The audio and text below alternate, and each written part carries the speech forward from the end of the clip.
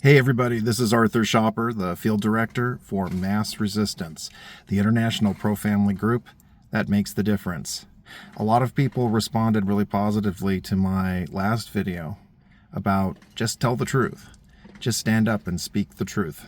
So I just want to take a little moment to go over some of those necessary truths, just a review that are not only worth telling, but of a necessity must be told.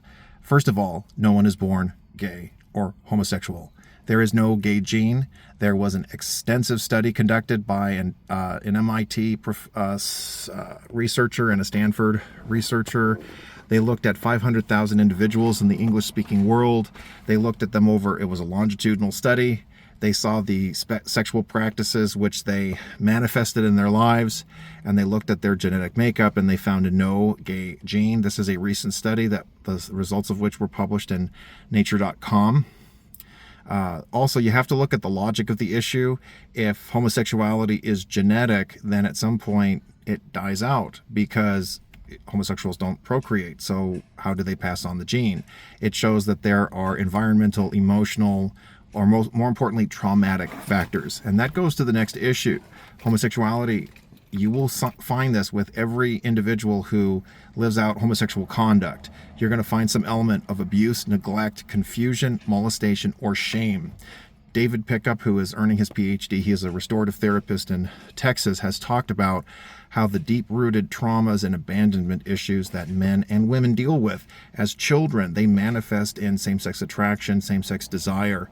And these are issues that are difficult to ascertain, let alone address. Because when you're a child and you grow up in an abusive environment, you don't know any better because that's the only environment that you know. So again, abuse, neglect, confusion, molestation, and shame. And these are all issues that can be treated, that can be overcome. It's, change can be difficult, but it can happen. Restorative therapists, reparative therapists, there is an increased movement of their services being available, and the Childs v. Salazar decision struck down any effort by a government entity to try to silence that form of therapy. I want to give a special shout out to Dr. Robert Oscar Lopez. He wrote in a very powerful confessional essay, a statement. This was published in American Thinker.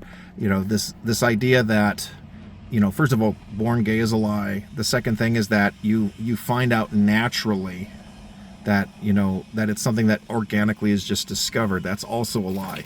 What all too often happens is that people are induced or abused into that false identity. And last of all, the idea that homosexuality is normative. It's a misuse of organs. We see an increase of venereal disease, mental health issues, decline in lifespan, and this is even in the most LGBT-affirming countries. Psychological Reports did a comprehensive study on this in the 1990s, and I'm certain that the outcomes could be replicated with the current study. And of course, the other truth that we must affirm, there are only two sexes. You'll hear arguments from people stating, well, what about intersex? Well, those are physical deformities. But if you look at the genetic characteristics of an individual, there's either XX or there's XY. There may be an extra Y, there may be an extra X due to a chromosomal defect, but that doesn't negate the fact that there are two sexes.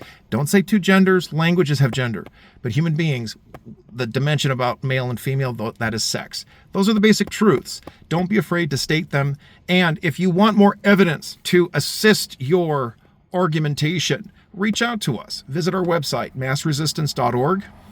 Sign up for our newsletter, send us a message. We'll send you whatever resources you need in order to argue effectively, in order to tell the truth about the whole LGBT agenda.